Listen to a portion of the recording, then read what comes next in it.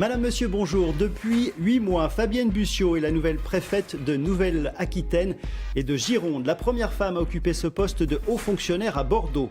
Évacuation des squats, encadrement du mouvement des Gilets jaunes, délinquance urbaine, mesures en faveur de l'emploi. Les dossiers sont nombreux. Fabienne Bussiot est aujourd'hui l'invitée de Dimanche en politique. Fabienne Bussiot, bonjour. Bonjour. Merci d'avoir accepté notre invitation. Alors, je viens de le dire, vous êtes en poste à Bordeaux depuis le mois d'avril, quasiment 8 mois. Quelle est votre plus grande préoccupation depuis votre arrivée à Bordeaux ? Ma plus grande préoccupation, je dirais plutôt les surprises que l'on peut avoir, parce qu'on se dit qu'on a travaillé dans d'autres territoires et qu'on va retrouver quand même des sujets identiques. Ma surprise, qui est en même temps une préoccupation et qu'il faut qu'on arrive à régler ensemble avec les collectivités locales, ma plus grande surprise dans cette grande région qui est dynamique, qui a plein de potentiel et d'ambitions positives, c'est, je dirais, d'avoir trouvé une situation migratoire que je ne pensais pas trouver. Très honnêtement, ça a été ma surprise. Je pensais que le sud-ouest avait été globalement plus à l'abri que d'autres régions françaises. Et pourtant, c'est une situation que vous connaissez bien, puisque vous avez travaillé notamment longuement sur le dossier des migrants, des réfugiés à Calais. Qu'est-ce qui vous a surpris dans ce domaine en arrivant à Bordeaux ? De voir une ville aussi belle, avec, je le disais, vraiment un potentiel, un développement absolument fabuleux, vivre sans vraiment le regarder, avec d'énormes squats un peu partout. Et je me suis attachée à essayer et à continuer à progresser pour régler le problème des squats, de ces gens, et puis surtout pour passer des messages aux passeurs qui nous amènent, ces pauvres gens, et qu'ils doivent comprendre qu'à Bordeaux, on fait respecter la loi. Ça veut dire que ce travail n'a pas été fait avant votre arrivée ? Je ne dirais pas ça, je crois que les choses se faisaient, mais vous savez, les squats, c'est quelque chose qui est assez caché, qu'on ne voit pas ou qu'on ne veut pas voir, mais qui à un moment, de toute façon, va ressortir. Donc il faut le régler tant qu'il est temps. Alors pour être concret, je crois que depuis votre arrivée, vous êtes intervenu ou fait intervenir les forces de l'ordre sur 70 squats, c'est bien ça ? Absolument, 70 chiffre squats important. Ont été réglés, c'est un chiffre important. Nous continuons à mener cette politique de sortir ces gens de cette situation, parce qu'être dans un squat, c'est pour moi déjà être à la rue. Ce n'est glorieux pour personne, ni pour la ville, ni pour la métropole, ni pour l'État. Donc il faut régler cette situation et la régler dignement, c'est ce à quoi je m'emploie. Alors évidemment, de nombreuses questions arrivent derrière ces interventions. Tout d'abord, d'où viennent ces réfugiés ? Alors il y a plusieurs types de réfugiés. Il y a tous ceux qui viennent, il y a le Maghreb qui arrive par l'Espagne. Il y a aussi nous sommes le premier pays pour accueillir des Géorgiens. Je ne sais pas si cela se sait, mais nous avons beaucoup de Géorgiens qui arrivent chez nous. Mais nous avons aussi l'Afrique noire. Voilà, c'est très divers. Et d'autant plus complexe. Et comment expliquez-vous le fait que se porte donc l'intérêt pour la ville de Bordeaux ? Bordeaux est une ville phare, une ville qui attire, une ville grande, où il y a aussi des potentiels de squat. Cette ville est aussi parfois un gruyère, cette ville et cette métropole, ça ne concerne pas que la ville, mais l'ensemble de la métropole. Donc il y a malheureusement des possibilités de se cacher dans des maisons inhabitées. Est-ce qu'à ce stade, d'autres interventions sont programmées ou sont prévisibles ? Ah oui, bien sûr. Nous avons fait quelques évacuations, dont une très importante il y a quelques jours, et d'autres sont programmées, bien sûr. Alors évidemment, intervention, mais ensuite, que deviennent ces réfugiés, ces migrants ? Les délogés des squats, c'est une chose. Ensuite, j'imagine qu'il y a un suivi pour tenter d'abord, de toute façon, de leur apporter un toit, dans la mesure du possible. Alors, tout cela ne se fait pas n'importe comment. Cela se prépare à l'avance. Nous faisons une évaluation sociale des personnes qui sont dans ces squats, avec des travailleurs sociaux que nous finançons pour ça. Et après, en fonction de la population que nous avons dans ces squats, nous trouvons une solution à chaque personne. J'ai bien dit une solution, je n'ai pas dit forcément un hébergement, mais une solution pour ceux qui sont en situation irrégulière. C'est parfois la reconduite dans un autre pays européen ou dans le pays d'origine. On a vu en début d'émission des images de migrants sous les tentes, encore. Ces images ont été tournées hier, à Bordeaux-Lac. Donc tous les cas ne sont pas réglés, tout le monde n'a pas un toit. C'est difficilement acceptable de voir ces personnes qui n'ont pas comme ça de logement. Quelle est la procédure, le process pour trouver une solution ? Ce n'est pas pas uniquement l'État. Les mairies doivent intervenir? Alors, d'abord, il faut faire les choses en règle sur un plan juridique. Donc, il faut d'abord que le propriétaire du terrain, des fois la mairie, mais pas toujours, aille devant le juge pour demander un jugement d'expulsion. Et après, j'ai une demande de concours de la force publique et c'est à ce moment-là que moi, je peux intervenir légalement, ce que je fais à chaque fois que je suis légalement saisie. Est-ce que dans ce domaine, dans ce secteur, il y a des défaillances? Est-ce que l'État peut être défaillant? Est-ce que les municipalités sont défaillantes? Vous savez, je ne parlerai pas de défaillance sur un sujet qui est aussi complexe, aussi humainement difficile. Je trouve simplement qu'on pourrait être davantage unis pour mieux travailler ensemble dans le respect de la loi. Moi, je suis persuadée, et je tente de le prouver chaque jour, que respect de la loi et humanité ne sont pas incompatibles, mais qu'au contraire, il faut faire comprendre aussi à des personnes que rester dans le pays n'est pas un avenir pour eux, qu'ils n'ont pas d'avenir dans ce pays, et que la solution, c'est de rentrer chez eux. Et c'est là que je trouve, où parfois j'aimerais que les associations puissent, avec moi, porter ce discours. On voit des images de migrants à la frontière espagnole et française, au Pays Basque, oui. Puisqu'on voit que le mouvement, le flux venant d'Espagne est de plus en plus important. Comment expliquez-vous ça, tout d'abord? Pourquoi tout d'un coup le Pays Basque devient une porte d'entrée? Il y a un problème géopolitique, il y a ce qui se passe dans le monde. Vous savez quel a été le positionnement relativement récent de l'Italie qui a fait basculer les flux migratoires vers l'Espagne. Alors, il y en a qui restent en Espagne, mais il y en a qui remontent, qui ne font que passer chez nous, mais il y en a qui restent chez nous. Mais nous avons aussi des protections à la frontière. Nous avons en permanence une force qui surveille la frontière espagnole, où nous faisons beaucoup de réadmissions en Espagne directement depuis la frontière. Quelle est votre prévision ou vos prévisions dans ce domaine concernant les migrants, les réfugiés à moyen terme? De quelle manière pensez-vous traiter ce sujet de manière peut-être moins violente que les expulsions de squat? Il y a d'autres solutions à trouver ensuite, j'imagine. Une expulsion de squat, pour moi, n'est pas une violence. C'est contraire à apporter des solutions à des personnes. Je voudrais simplement dire que ce que nous avons déjà fait depuis plusieurs mois avec mon équipe, avec aussi les forces de l'ordre qui nous aident dans ces démarches, se ressent déjà, puisque les demandes d'asile au niveau de la préfecture de la Gironde sont passées de 27% à 1%. Donc ça veut dire que les passeurs ont compris qu'à Bordeaux, bien maintenant, la loi a été respectée pleinement et qu'on ne pouvait pas tolérer ces situations. Autre thème dans cette émission, la délinquance, notamment la délinquance urbaine et notamment à Bordeaux. Alors on va voir des chiffres qui nous proviennent de la direction départementale de la sécurité publique de Gironde. La délinquance a nettement augmenté à Bordeaux depuis le début de l'année, 24%, plus 24% pour les cambriolages. Plus 15% pour les vols violents sans armes. Vous me confirmez ces chiffres? Absolument, bien sûr. Comment est-ce que vous expliquez ces résultats? Alors, c'est pas pour noyer le problème, c'est général sur toute la France. Ces deux items augmentent partout en France et ils augmentent fortement, c'est vrai, sur Bordeaux. Sur les cambriolages, il est vrai, il peut y avoir plusieurs raisons, mais il est vrai aussi, et il faut le dire, que nos forces de l'ordre ont été beaucoup occupées ces derniers mois par le mouvement des Gilets jaunes, et il y a eu plus de 100 000 heures fonctionnaires consacrées aux Gilets jaunes. Pendant ce temps-là, bien sûr, les patrouilles étaient moins présentes. Certains en ont très globalement profité. 1240 cambriolages à Bordeaux depuis le début de l'année. Oui, c'est important. Et c'est pas, quand on va dans les réunions de quartier, rencontrer les gens, c'est pas toujours ce qui ressort le plus.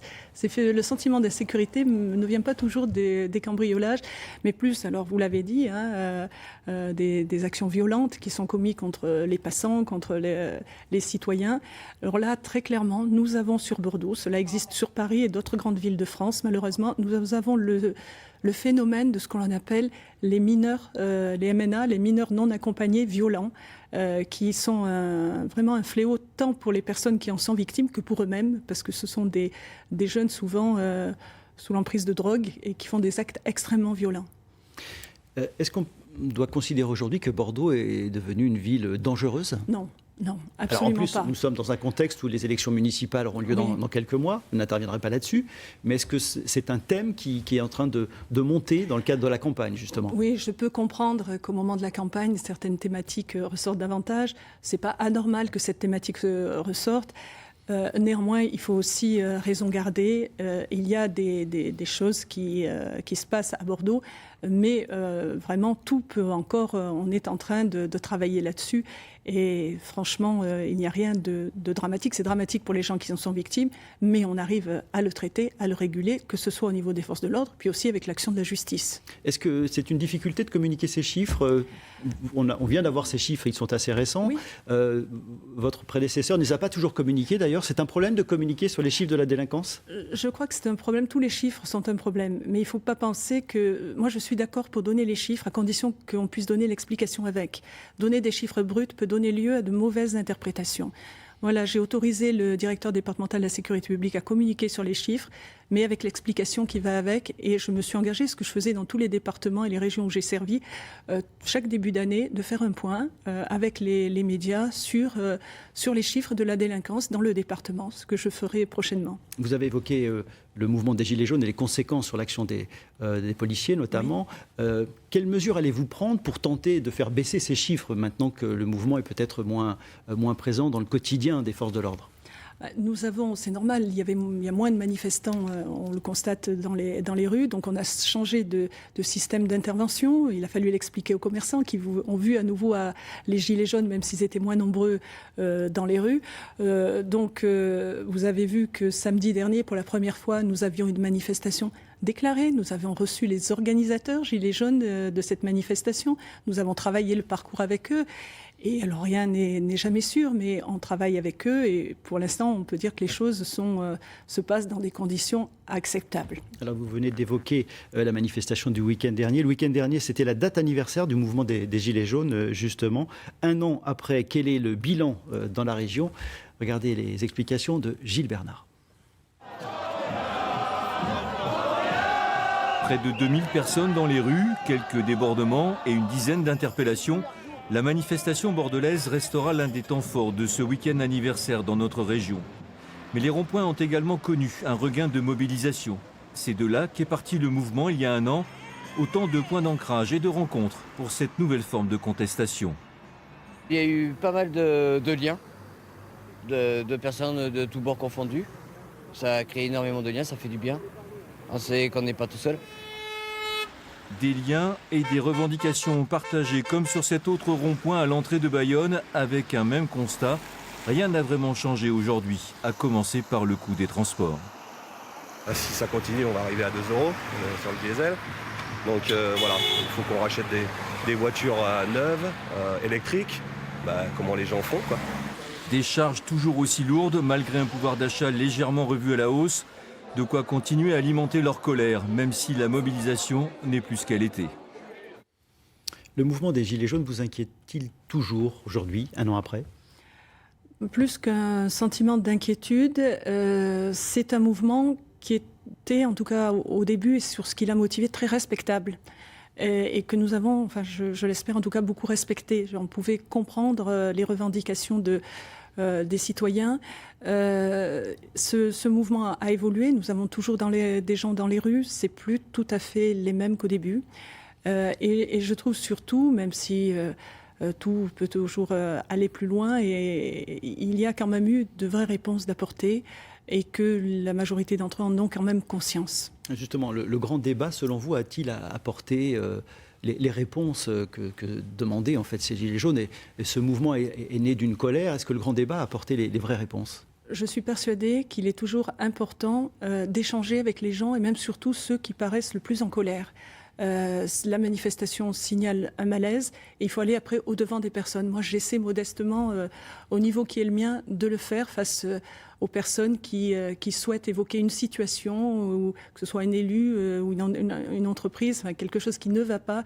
Et je m'emploie ou à expliquer ou à régler quand je trouve que c'est justifié et anormal. Vous, à titre personnel, et même si vous n'avez pas vraiment géré ce dossier-là à Bordeaux, en tous les cas, le dossier avait commencé avant votre arrivée, oui. Que retiendrez-vous de ce mouvement ? Eh bien, j'en retiens, je ne suis pas gênée pour le dire, une leçon qui nous rappelle que c'est le citoyen, qu'on est un pays démocratique et qu'il ne faut jamais oublier le citoyen du plus humble au plus important, qu'ils ont tous le même poids et la même force. Et peut-être que le pouvoir, au sens large, avait un peu oublié ce principe-là ? Je crois qu'il n'y avait pas de volonté de l'oublier, mais vous savez, les sujets sont nombreux. On travaille tous pour faire bouger les choses et ils se sont rappelés à nous à juste titre. Alors évidemment, dans votre activité, le but aussi, puisqu'on parlait des Gilets jaunes, le souhait c'est de valoriser l'emploi, apporter du pouvoir d'achat, essayer d'apporter un peu de confort dans la vie de chacun. De quelle manière un préfet, une préfète de Nouvelle-Aquitaine peut jouer ce rôle et apporter travailler sur des leviers pour apporter un peu plus de réponse justement à l'emploi dans la région ?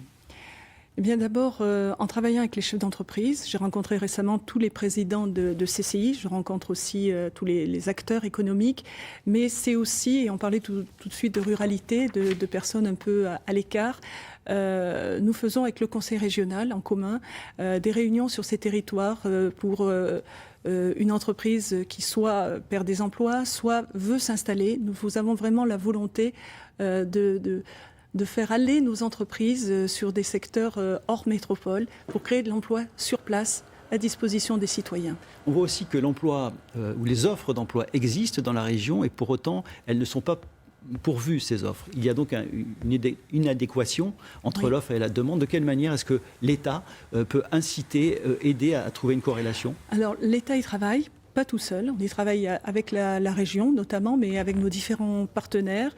Il y a de vrais potentiels, notamment on parlait tout à l'heure des migrants, ceux qui obtiennent le statut de réfugiés, qui sont donc les citoyens français de demain, ont soif de travailler, d'apprendre le français, de travailler. Donc là, il y a des dispositifs que nous sommes en train de mettre en place, il y a déjà eu de belles réussites. C'est encore trop discret. Nous Sur avons des activités que les Français ne veulent pas faire, justement, c'est ce que vous voulez dire ? Je crois que toutes les... Non, c'est pas ce que je veux dire. Je crois que toutes les activités qui sont proposées sont dignes pour tout citoyen, qu'il soit français ou qu'il ait un titre de séjour. Par exemple, je pense au travail agricole, que ce soit dans les vignes ou ailleurs. Je pense au travail dans les entreprises, dans la restauration. Il y a là de vrais potentiels et que les citoyens, qu'ils soient français ou en règle sur le sol français, doivent pouvoir y accéder. Et c'est ce à quoi nous travaillons. Nous parlions des entreprises dans la région. Une entreprise qui a souffert, plus que ça même en 2019, c'est l'entreprise Ford à Blanquefort, puisque l'entreprise a fermé il y a quelques semaines. L'entreprise comptait 800 salariés. L'État et les collectivités locales ont apporté beaucoup d'aide au fil des années pour cette entreprise. Considérez-vous que Ford s'est mal comporté dans ce domaine, voire a été malhonnête ? Non, je crois qu'il faut être juste. Ford a rempli ses obligations. Oui, ils ont eu des aides. Il y a eu du chômage partiel qui a été payé par l'État, mais c'est allé aux salariés et c'était normal. Il y a eu aussi beaucoup d'argent de débloquer en matière de formation. C'était aussi pour les salariés, ceux qui actuellement recherchent du travail ont bénéficié de ces formations. Il y a eu aussi des aides directes à l'entreprise. C'était pour les investissements. C'était sur un contrat de 5 ans. Ça fait maintenant plus de 8 ans que ces aides ont été versées, donc les conditions sont remplies. Le contrat est rempli de la part de Ford ? Le contrat est rempli de la part de Ford. Même si vous comprenez que les salariés aient du mal à entendre ce discours-là ? Oui, le contrat est rempli facialement, bien sûr. Un contrat, c'est un contrat. Mais néanmoins, ce n'est pas une raison pour qu'on ne se soit pas occupé des salariés de Ford. Et c'est ce que nous avons fait dans les meilleures conditions. Et même s'il y en a encore actuellement qui cherchent du travail, mais j'ai bon espoir que chacun trouve une solution. Autre dossier important dans la région, la politique de l'eau, dossier extrêmement sensible, notamment le lac de Caussade. Alors c'est un lac en Lot-et-Garonne qui illustre cette tension. Ce lac a été réalisé par la Chambre d'agriculture de manière illégale. Regardez ce reportage.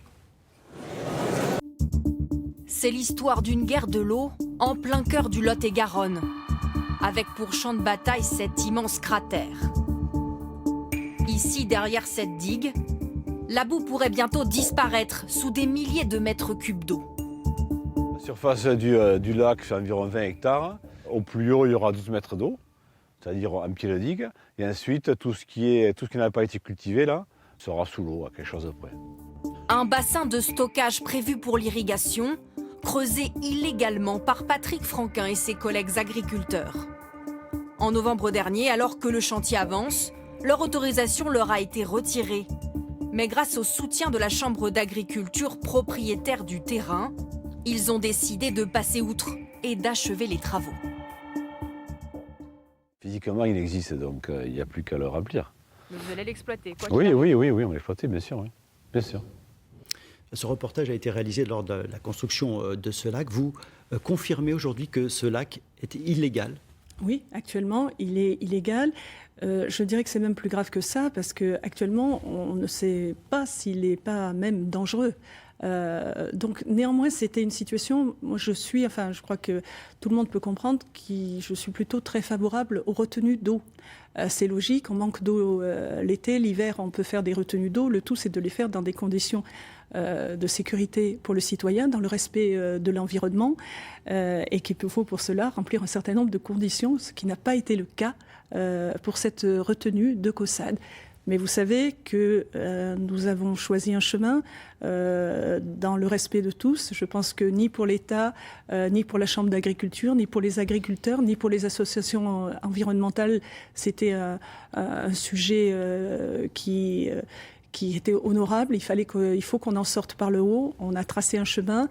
J'ai demandé à la Chambre d'agriculture qu'il ait accepté de refaire un dossier d'autorisation et surtout, première des choses, de vérifier la solidité de leur barrage. Je n'ai pas le résultat au moment où je vous parle. Ça veut dire qu'aujourd'hui, l'État a du mal à faire respecter sa parole, puisque là, le lac a été construit de manière illégale, vous venez de le dire. C'est un coup de force. C'est une manière de passer en force pour tordre le bras vous savez, à la préfecture et à l'État ? Il y aura toujours des gens qui essaieront de tordre le bras à qui que ce soit. Là, il se trouve que c'est plus qu'à l'État. L'État, c'est le citoyen. C'est imposer des choses aux citoyens. L'essentiel, c'est qu'il y a des décisions qui ont été prises. Nous avons tracé un chemin. Si ce chemin n'est pas respecté, les décisions tomberont avec des conséquences financières énormes pour la Chambre d'agriculture et donc pour les agriculteurs du Lot-et-Garonne. Je pense que ce n'est pas souhaitable et je pense vraiment que les engagements qui ont été pris de part et d'autre, et notamment par la Chambre d'agriculture, seront respectés. Ça veut dire qu'aujourd'hui, votre position, c'est plutôt de trouver une solution pour que ce lac obtienne des autorisations et soit maintenu ? Alors, c'est presque ça. Cette retenue doit faire l'objet d'une demande d'autorisation. Et avant tout ça, la première des choses que nous demandons, c'est qu'il y ait, et c'est en cours, ça a bien été fait, lancé en tout cas par la Chambre d'agriculture, c'est de vérifier la solidité du barrage. Quand on met des milliers de mètres cubes derrière un barrage, il faut être sûr que le barrage va résister. Selon vous, le résultat, l'échéance pour obtenir une décision définitive et éventuellement une mise en fonctionnement ? Une décision définitive, pour l'instant, je n'ai même pas encore le résultat de l'étude, ce qui n'est pas normal. Il faut plusieurs mois. Je pense que ça ne va pas tarder, j'espère, pour le barrage. Après, il y a toutes les études environnementales, loi sur l'eau, qui doivent se faire. Ça prendra le temps que ça prendra, mais il faut mieux une retenue retardée qu'une retenue illégale non conforme et dangereuse. Certains maires n'hésitent pas également aujourd'hui à alerter la population en prenant des arrêtés qui sont considérés comme illégaux parce qu'ils ne sont pas dans leur domaine de compétence. Je pense notamment aux arrêtés anti-pesticides. Plusieurs communes dans la région et en France ont pu prendre des arrêtés illégaux. Là, ici, on peut penser à Bègles, à Parampuire, par exemple. Comment jugez-vous ces arrêtés alors que ce n'est pas de la compétence du maire ? Oui, c'est absolument pas de la compétence du maire. Alors, attention, je peux comprendre qu'un maire ait un avis, elle fasse connaître, ait besoin d'un affichage pour faire connaître son point de vue. Ça ne me choque nullement. Enfin, je trouve fort regrettable qu'un maire, qui est quand même le représentant de l'État au niveau de sa commune, utilise un moyen illégal pour le faire en prenant un arrêté. Imaginez si moi, qui suis la représentante de l'État au niveau du département, j'agissais comme ça. Je trouve que ce serait choquant. C'est peut-être parce qu'ils ne sont pas entendus d'une autre manière. Alors, justement, dans ce cas précis, ils sont entendus autrement, puisqu'actuellement, il y a une concertation qui est en cours. Cette concertation, elle a lieu. Ils peuvent y participer, ils peuvent écrire, ils peuvent rencontrer tous ceux qui mènent cette concertation. Tout ça va revenir vers moi avec une décision à prendre par rapport à un arrêté préfectoral pour réglementer justement ce sujet au niveau du département. Donc vraiment, je pense que ce n'est pas une bonne image que nous donnent là les maires qui se sont engagés sur cette voie. Il nous reste 2 minutes dans cette émission. Un thème que j'aimerais aborder, même si c'est en peu de temps. Il y a dans cette région un littoral important. Oui. L'érosion inquiète, le retrait du trait de côte. On voit l'image du Signal, ce bâtiment qui sera probablement un jour détruit. Oui. Doit-on envisager, à court ou moyen terme, des déplacements de population sur le littoral ? Je pense qu'il faut faire au cas par cas, mais il faut surtout que la population, et je crois que la prise de conscience commence à se faire. Oui, il faudra surtout envisager de construire autrement. Et certaines constructions actuelles, oui, il va falloir que le citoyen prenne conscience que des choses qui existent actuellement devront bouger, se déplacer. Une dernière question dans cette émission. Les présidents de département, les maires qui étaient en congrès la semaine dernière, estiment que parfois l'État ne joue pas son rôle ou fait des promesses, notamment pour les compensations financières, il ne les tient pas. Est-ce que vous entendez ce message, même s'il nous reste très peu de temps dans cette émission pour répondre à cette question? C'est une question qui est importante, auquel j'aimerais pouvoir répondre plus longuement. J'entends le message, mais au cas par cas, tout ce qui est dit, et je le dis avec beaucoup de respect pour des élus qui sont exprimés ici même, tout n'est pas toujours aussi exact dans ce qui est dit. L'État est aux côtés des départements, à leur écoute. Et vraiment, je crois que les choses sont bien faites et qu'il y a aussi des choses qui peuvent être faites du côté des départements. Une dernière question pour terminer cette émission. Selon vous, qu'est-ce qu'un bon préfet ou une bonne préfète ? Je dirais que c'est quelqu'un qui ne se prend pas pour ce qu'il n'est pas, qui a conscience qu'il est là pour faire respecter la loi, bien sûr, mais pour défendre une administration intelligente, c'est-à-dire qu'il y a les textes, il s'agit de les appliquer, mais qu'il y a des façons de les appliquer. Et moi, avec mon équipe, et j'ai une belle équipe qui m'entoure, nous essayons de faire une administration de proximité et qui réfléchit aux situations avec le plus d'intelligence possible pour les résoudre. Fabienne Bussiau, merci d'avoir accepté l'invitation de Dimanche en politique. La semaine prochaine, l'invité de cette émission sera Jérôme Perra, maire de la Roque-Gageac en Dordogne et conseiller politique d'Emmanuel Macron à l'Élysée. Dans quelques instants, le journal de la mi-journée. Excellent après-midi. Merci beaucoup. Merci à vous.